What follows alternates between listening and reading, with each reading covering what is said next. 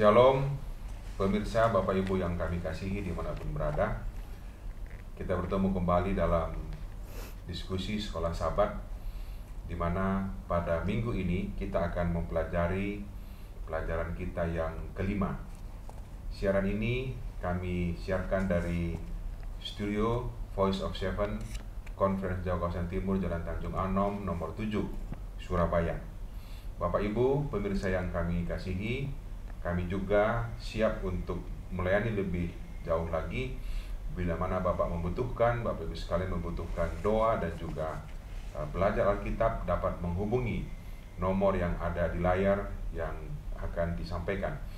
Pemirsa yang kami kasihi, acara rekaman diskusi Sekolah Sabat ini terlaksana atas kerjasama dari Departemen Komunikasi dan Departemen Sekolah Sabat Conference Jawa Kawasan Timur. Dan puji Tuhan, untuk pelajaran yang kelima yang berjudul Pendamaian Horizontal Salib dan Gereja, ada dua hamba Tuhan yang akan menjadi narasumber kita pada minggu ini. Adalah yang pertama, yang di sebelah kiri saya yang ujung adalah Pendeta Muda Royke Maringka.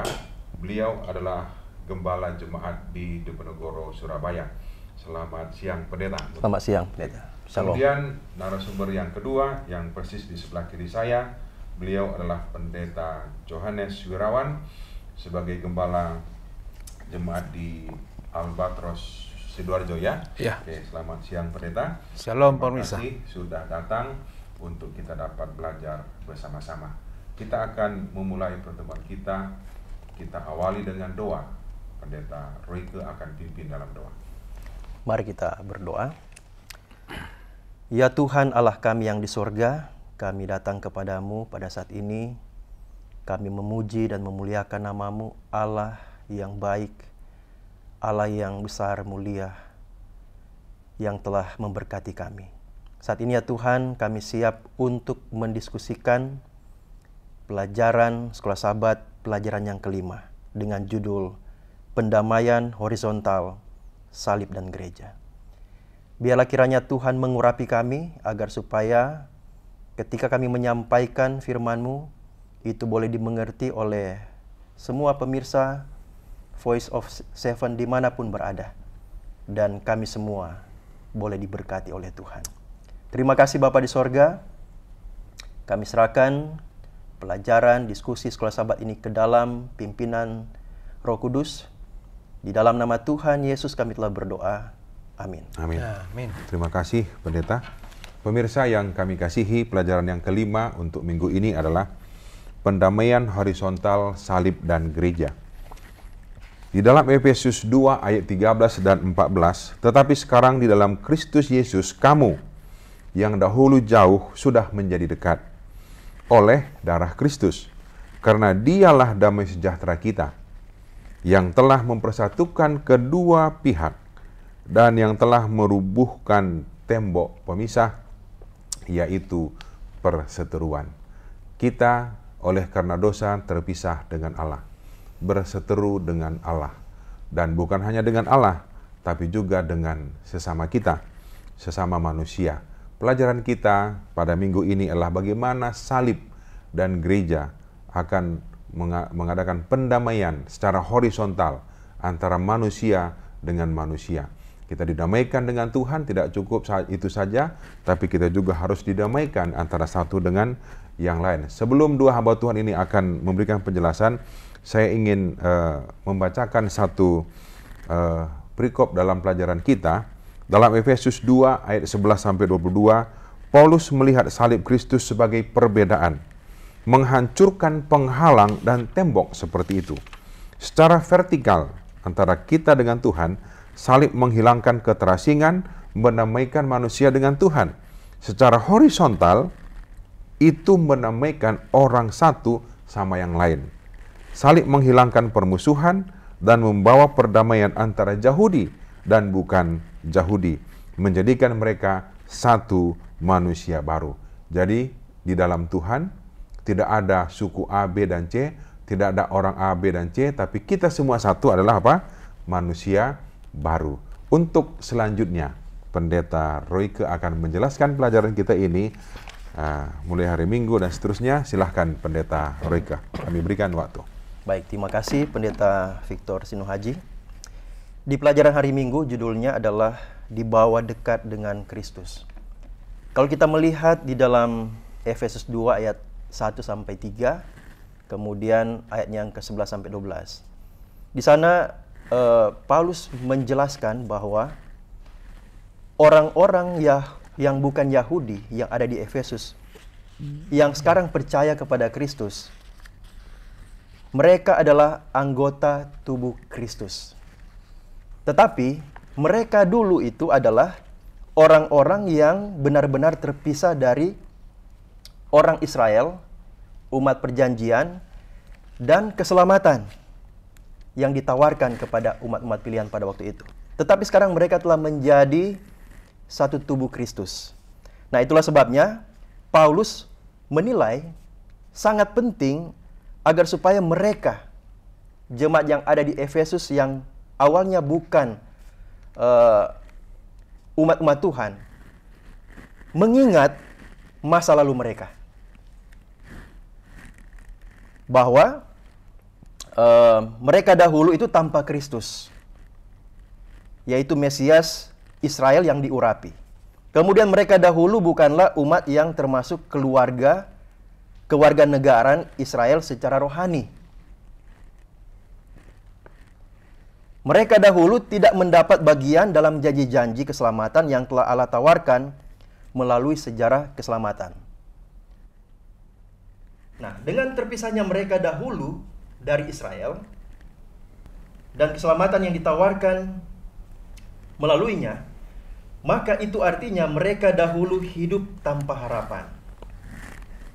Jadi orang-orang yang belum mengenal Kristus, bukan Yahudi sebelumnya, ini yang kemudian mengenal Kristus dulunya, itu hidup tanpa harapan dan tanpa Allah yang benar. Orang-orang Yahudi di jemaat Efesus juga di masa lalu mereka adalah orang-orang yang terjebak dalam perseteruan besar antara mereka dengan orang Yahudi. Jadi orang-orang yang bukan Yahudi itu berseteru dengan orang-orang Yahudi. Orang-orang Yahudi menyebut mereka, jadi ada satu perseteruan yang besar. Orang-orang Yahudi menyebut atau mencemooh orang-orang yang bukan Yahudi ini dengan perkataan orang-orang yang tidak bersunat. Nah, ini adalah suatu penghinaan. Sebaliknya juga, orang-orang yang bukan Yahudi waktu itu juga menghina orang-orang Yahudi sebagai orang-orang yang bersunat. Namun, di dalam Efesus 2 ayat 13, di sini Rasul Paulus menegaskan bahwa tetapi sekarang dalam Kristus Yesus kamu yang dahulu jauh sudah menjadi dekat oleh darah Kristus. Nah, dalam hal ini Paulus ingin menekankan bahwa orang-orang percaya yang bukan Yahudi dahulu, yang pernah jauh, dan pernyataan dulu yang pernah jauh, orang-orang bukan Yahudi yang pernah jauh, sekarang ini mereka telah menjadi dekat oleh karena darah Kristus. Jadi dalam Kristus dan melalui salibnya, orang-orang percaya yang bukan Yahudi telah dibawa dekat dari mana mereka dipisahkan sebelumnya dari Allah. Mereka dipisahkan sebelumnya dari harapan. Mereka dipisahkan sebelumnya dari saudara-saudari mereka, orang-orang Yahudi. Jadi saudaraku yang silet Tuhan, inilah kabar baik yang sangat kuat yang dideskripsikan oleh Paulus bahwa salib itu berkuasa untuk menyembuhkan, untuk merekatkan kembali keretakan yang lebar antara orang Yahudi dan bukan Yahudi. Itu artinya bahwa semua permusuhan dan perpecahan kita dapat selesaikan di sana. Nah, dan kabar baik yang lain adalah salib Kristus itu mengundang kita semua, bukan hanya orang-orang yang ada di jemaat Efesus, tetapi kita semua pada zaman ini untuk memikirkan untuk mempertimbangkan apabila ada perpecahan dalam hubungan kita dengan orang lain, khususnya dalam gereja. Ya, kalau kita memandang kepada salib Yesus, memandang kepada kuasa Tuhan melalui salibnya, maka kita dapat dipersatukan kembali. Pelajaran selanjutnya hari Senin, rekonsiliasi, karunia Allah dan salib. Di sini kalau kita melihat pelajaran sepanjang minggu ini, kita fokus kepada Efesus 2 ayat 11 sampai 22. Kalau kita membaca perikop ini, maka kita akan melihat di sana ada 3 keuntungan besar bagi orang-orang percaya. Yang pertama adalah, keuntungan besar yang pertama adalah orang bukan Yahudi yang jauh dari Allah dan umatnya sekarang didekatkan. Kemudian yang kedua, sekarang mereka yang telah menjadi putra-putri Allah sudah bersaudara satu dengan yang lain. Segala permusuhan yang dahulu di antara keduanya telah dilenyapkan. Dengan apa, saudara? Dengan salib Kristus. Ya, permusuhan, peperangan yang harusnya permanen. Kita tahu sejarah Alkitab mencatat bagaimana peperangan itu terjadi. Ya, dari orang Yahudi dan non-Yahudi. Ya, sekarang itu dilenyapkan oleh kuasa dari salib. Kemudian keuntungan besar yang ketiga adalah di tempat permusuhan datang, di tempat permusuhan terjadi, datang sebuah rekonsiliasi. Wah, ini suatu hal yang sangat indah sekali ya. Dan itulah tujuan dari Kristus, ya, memperdamaikan keduanya dalam satu tubuh dengan Allah oleh salib, oleh pengorbanannya, oleh darahnya selama dia di dunia, terlebih di Kalvari. Nah, seperti apa pertanyaan sekarang rekonsiliasi itu? Bagaimanakah rasa perdamaian itu?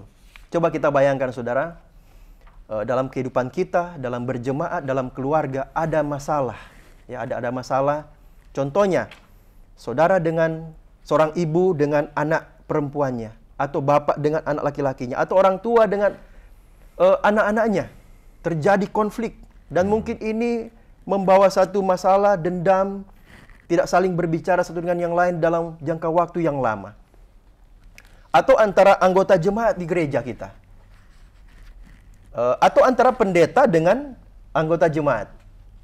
Dan juga konflik-konflik masalah yang lain yang banyak yang kita hadapi sehari-hari yang membawa dendam. Nah, kita bisa bayangkan hal itu. Tetapi melalui salib Kristus terjadi satu rekonsiliasi, satu penyatuan kembali. Ada pengampunan satu dengan yang lain. Rekonsiliasi dialami pada saat apabila salah satu anggota jemaat atau salah satu pihak itu mengesampingkan kepentingan pribadinya dan mau mengakui orang lain itu sama, ya, mau merendahkan diri satu dengan yang lain, maka akan ada rekonsiliasi, ada kasih Kristus di dalamnya. Nah, rekonsiliasi bukanlah istilah mekanis, ya, hanya istilah mekanis saja atau istilah hukum yang kita biasa dengar, tetapi istilah rekonsiliasi adalah interpersonal yang mempertunjukkan perbaikan hubungan yang rusak. Jadi ini sangat dalam artinya, suatu hubungan interpersonal.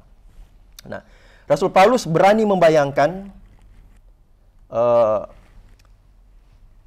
karya Kristus yang penuh kuasa di kayu salib berdampak pada hubungan. Tidak hanya antara individu. Jadi saudara, bukan hanya individu saja. Paulus ingin menyampaikan bahwa rekonsiliasi ini juga boleh terjadi antar kelompok.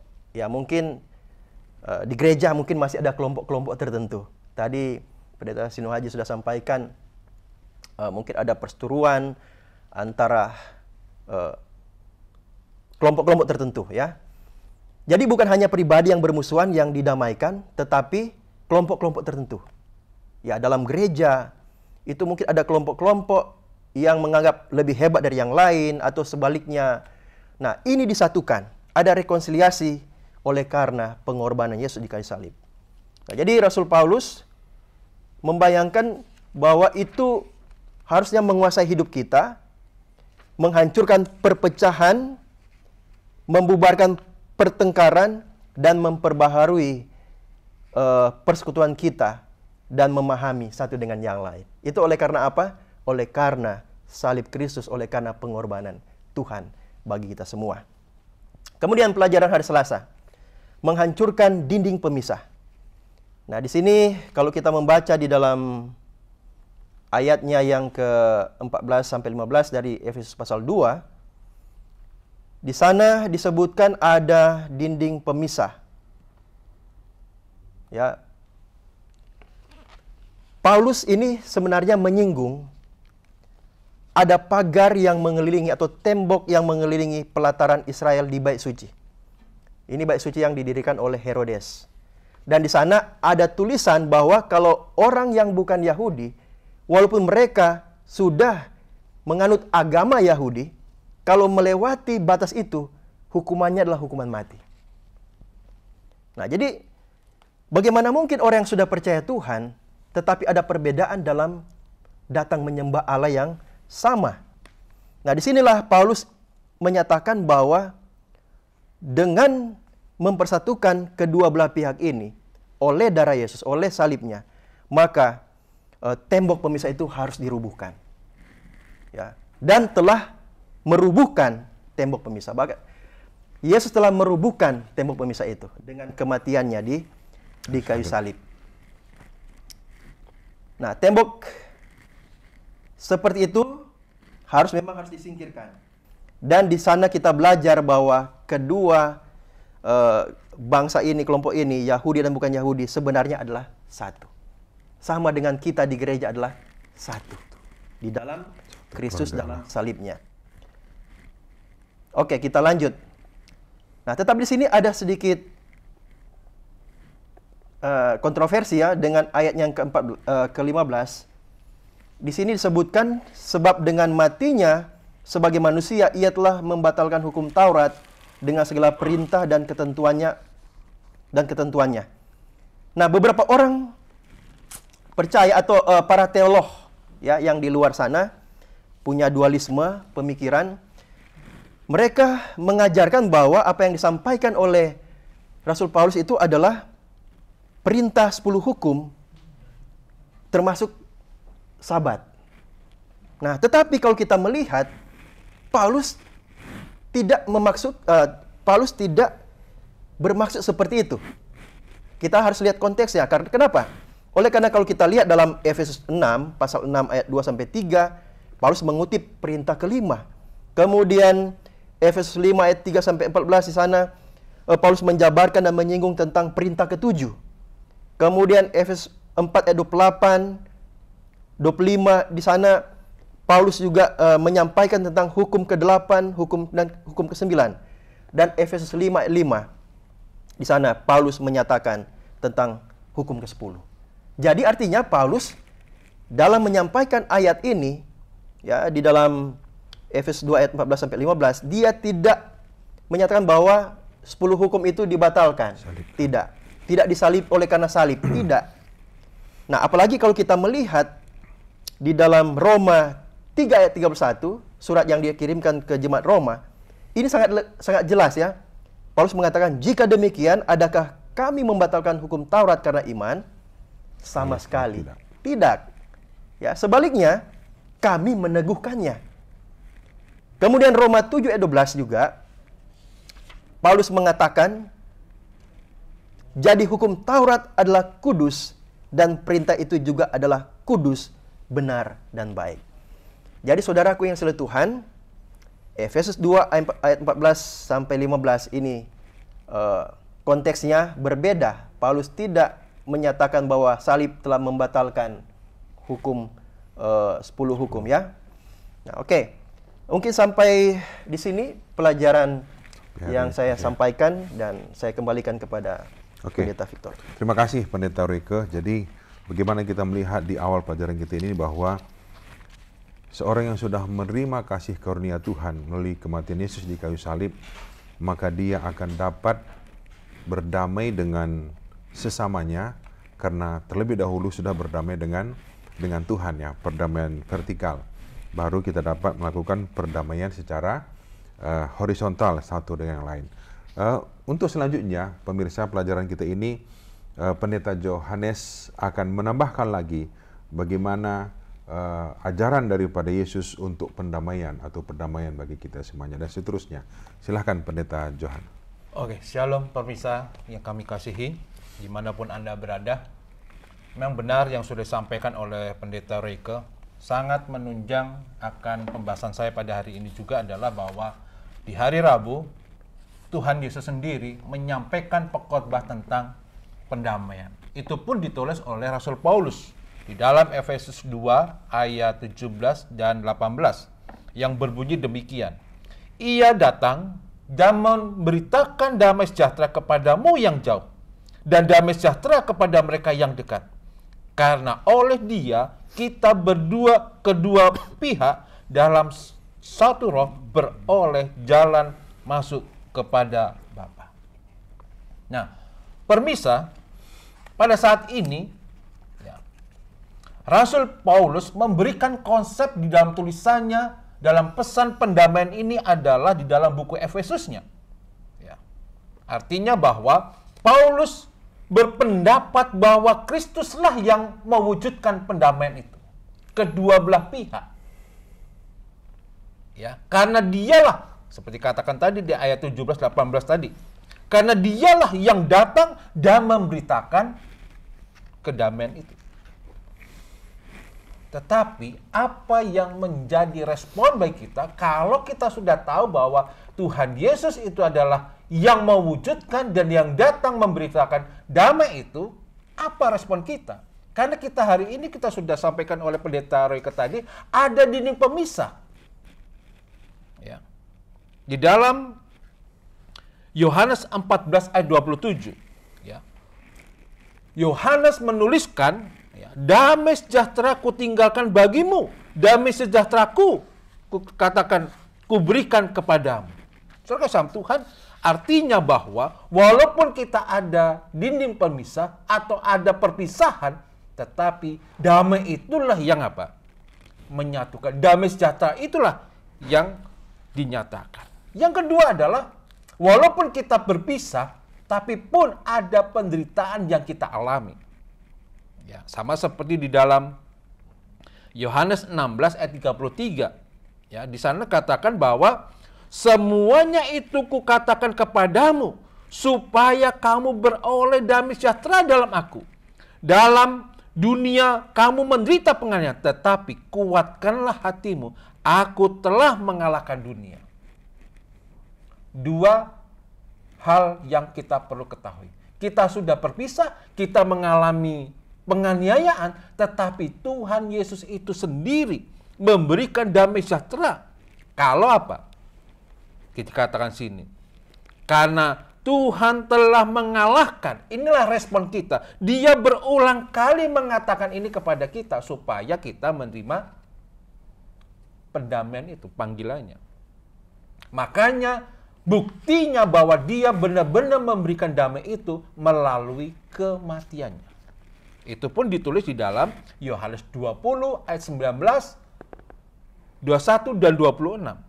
Dia berpesan bahwa ketika dia menampakkan diri kepada muridnya, setelah 3 hari dia meninggal, dia dibangkitkan pada hari ketiga. Untuk apa? Memberikan damai sejahtera itu. Saudara sama Tuhan, hari ini kita tahu bahwa hanya Yesuslah yang memberikan apa? Damai. Ini yang disampaikan oleh Rasul Paulus kepada kita, sehingga kita tahu bahwa pelajaran ini sangat penting. Nah, apa kaitannya di dalam pelajaran berikutnya, di pelajaran di hari Kamis? Ya, tentang gereja adalah bait kudus.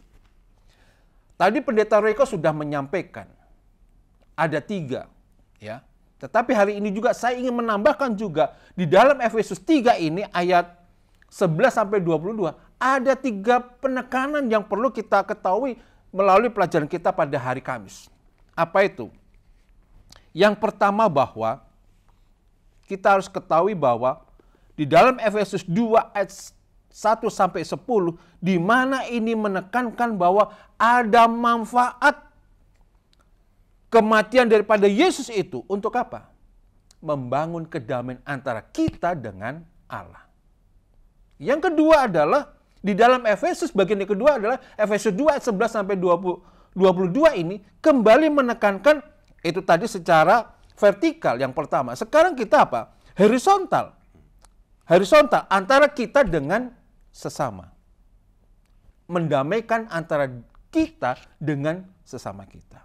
Lalu di bagian di antara ayat 1 sampai 11 dan 11 sampai 22 ada ayat 11 sampai 18 itu kembali menekankan antara yang orang Yahudi dan bukan orang yang Yahudi. Ya, apa artinya saudara sama Tuhan? Di dalam pendamaian ini, di dalam kumpulan pendamaian itu ada sebuah kumpulan orang-orang yang berdiri, yang mereka bisa disebut adalah apa? Gereja. Secara apa? Secara yasat itu tadi.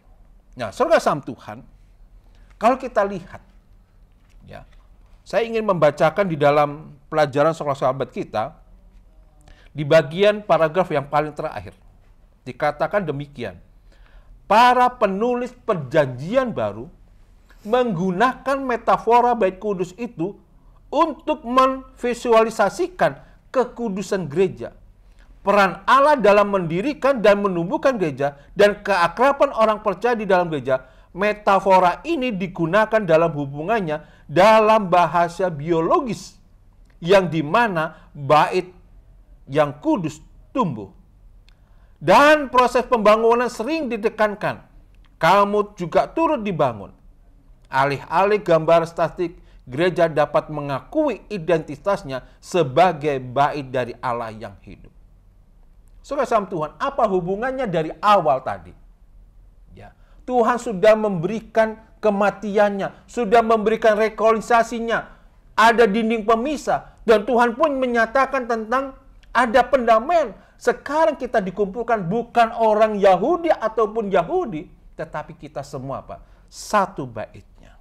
Jadi saudara sama Tuhan, di dalam pelajaran kita, ya, inilah yang di dalam pelajaran sekolah sahabat seperti yang dikatakan di ayat hafalan tadi. Tetapi sekarang di dalam Kristus Yesus, kamu yang dahulu jauh, sudah menjadi dekat oleh darah Kristus.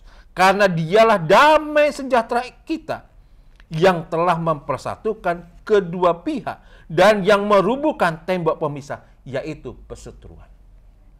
Jadi ini yang saya bisa sampaikan Pak Pendeta. Jadi cukup jelas bahwa pelajaran sangat penting kalau kita menerima rekonsiliasi, menghilangkan pemisah, dan kita menerima pendamaian, maka kita akan dikumpulkan dari satu wadah, yaitu namanya gereja yaitu jemaatnya.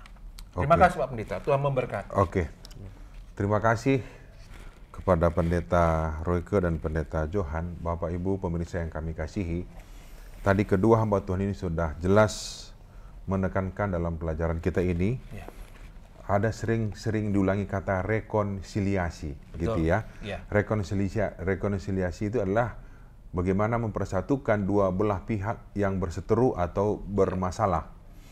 Bapak Ibu sekalian, tidak mungkin mereka sendiri yang bisa menyelesaikan masalah tanpa ada orang ketiga, yaitu di dalam hal ini adalah Yesus.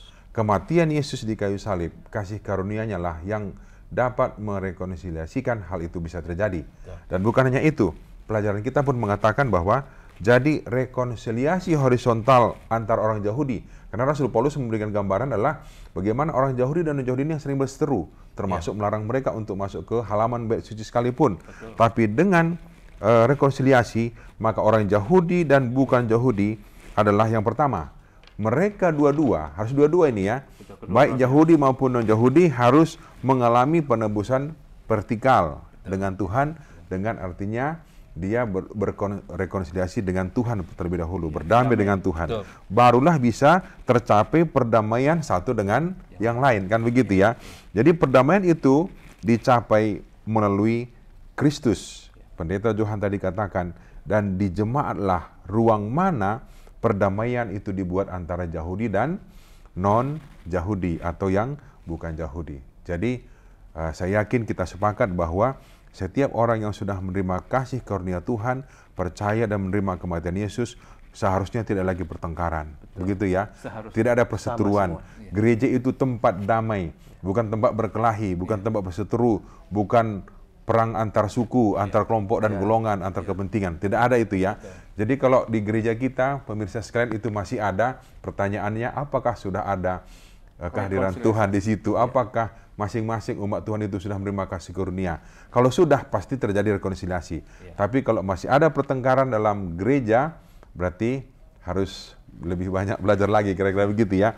Kiranya pada salib itu harus memandang kepada salib untuk, karena salib sudah memecahkan, tadi dikatakan sudah merobohkan tembok pemisah antara satu dengan yang lain. Kiranya pelajaran kita sepanjang minggu ini, perdamaian horizontal, salib dan gereja menjadi berkat bagi kita. Terima kasih pemirsa sekalian yang sudah menyaksikan rekaman ini, kiranya dapat menjadi berkat bagi kita semuanya dan tetap dengan setia menyaksikan pelajaran-pelajaran kita berikutnya. Terima kasih atas perhatian kita semuanya. Terima kasih Pendeta Reka dan Pendeta Johan. Tuhan memberkati, dan kita akan tutup dengan doa. Pendeta Johan akan berdoa. Oke, kita bersama doa. Bapa yang di surga, terpujilah Engkau Tuhan, karena Engkau telah mendamaikan kami. Dalam perpisahan ini ya Bapa, ada tembok, tapi kami benar-benar saat ini mengetahui bahwa kedamaian-Mu, Engkau menyatakan diri-Mu sebagai pembawa damai untuk menyatukan kami di dalam satu jemaat. Terpujilah Engkau Tuhan, dan terima kasih atas pelajaran yang sudah kami bawakan. Dan itu pun akan menjadi berkat bagi orang-orang saudara kami ataupun pemirsa yang mendengarkan. Dan iman kami akan selalu bertambah. Terpujilah Engkau Tuhan, kami akhiri pembelajaran Alkitab ataupun sekolah sahabat hari ini. Di dalam nama Tuhan Yesus kami berdoa. Amin. Amin. Amin. Terima kasih, Tuhan memberkati. Tuhan memberkati. Tuhan berkati. Shalom.